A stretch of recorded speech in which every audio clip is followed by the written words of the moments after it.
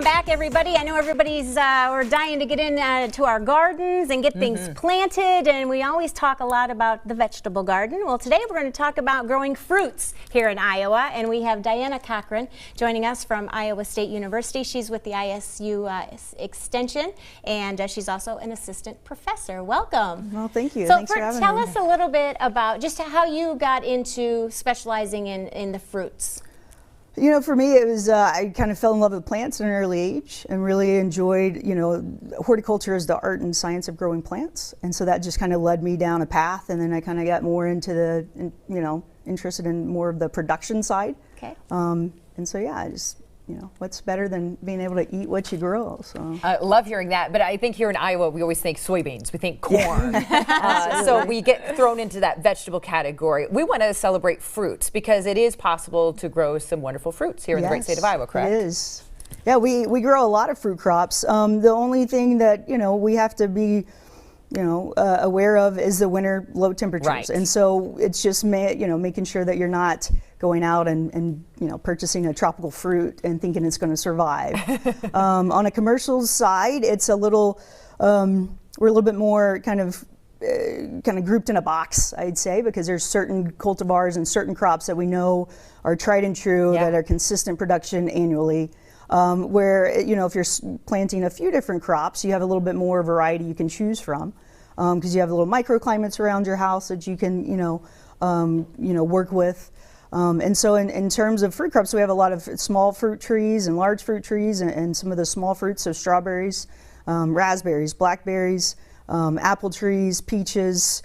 To an extent with peaches, it's one of those, if you're in the bottom tier, the counties in the bottom tier of the state, they, you know, will have a little bit more success. Okay. But they don't typically die. The trees don't die here. You just won't get a crop except for like one every 4 or 5 years. Oh. So it's not consistent. Okay.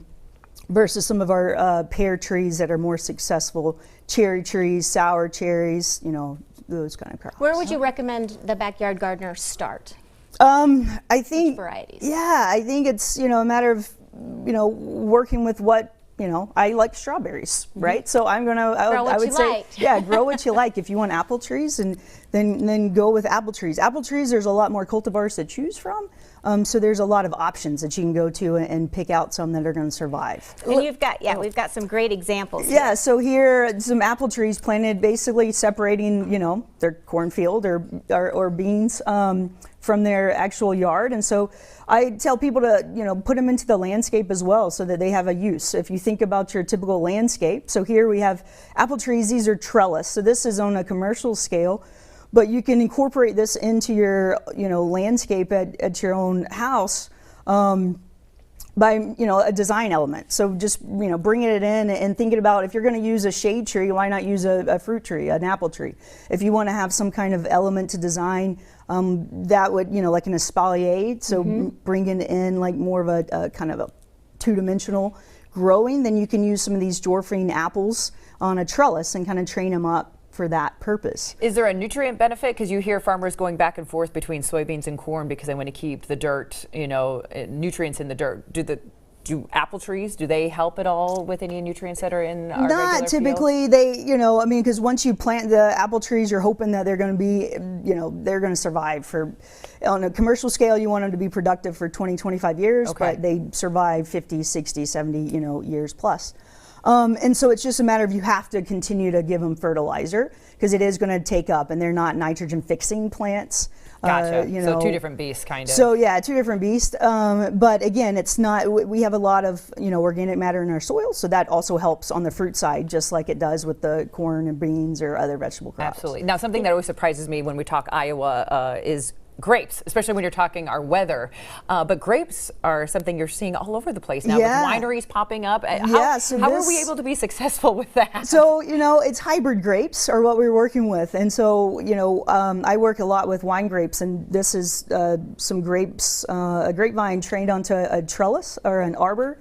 And so that's a, you know, great way to incorporate both fruit and a design element. But the grapes that we're growing here, I'm going to be more hybrids or native grapes. So if you're looking into table grapes, it's going to be something with a Labrusca background. If you're looking into wine grapes, it's going to be a hybrid, and it's going to be basically not anything that you've probably naturally heard of from California. So those are vinifera grapes. Those are European grapes. They don't survive. So here, if you're looking at wine grapes, you're going to look for Marquette, La Crescent, Frontenac. There's a slew other ones that are available. And if that's, the street cultivars for Iowa that's on here on the, there's a lot of, basically it goes through most of the crops that we can grow here and the cultivars, and it talks about uses in terms of, if you're looking for a cooking apple versus a fresh apple, there's different characteristics that it talks about, as well as different grapes that are available and that work well in our climate. So this is a good source to go to kind of help figure it out. But I always tell people, and what is that source? What are you holding up? So this is Fruit Cultivars for Iowa. If you go to Iowa State Extension website and put in fruit publications, then this will be one of the ones that pops up. If you go to Horticulture and Home Pest News website, then that will also, this will be a link to that. It's more horticulture based on that specific website, but going to the Agriculture and Natural Resources website will also get you there. It's a fabulous resource, all kinds of free downloads. I was going to say, on the back, on you have varieties. the state, and you're kind of saying, yep, you can do this here, not there. It all depending on our landscape and weather. Exactly. So most of Iowa is considered zone 5. So that means the plants, if it's rated as a zone 5, then it can tolerate low temperatures from -20 to -10 degrees Fahrenheit. So that's what you're mostly looking for when you go and pick out plant material at the different nurseries, to see what the low temperature rating is, and that's where you can choose your plants from. And you also, you had some in here that I hadn't, service berry. Yeah, service berry is a typical plant more on the ornamental side, but it's edible, and so people will put it in the landscape. That's it as a shrub. Makes a nice border. It can make a nice little border plant.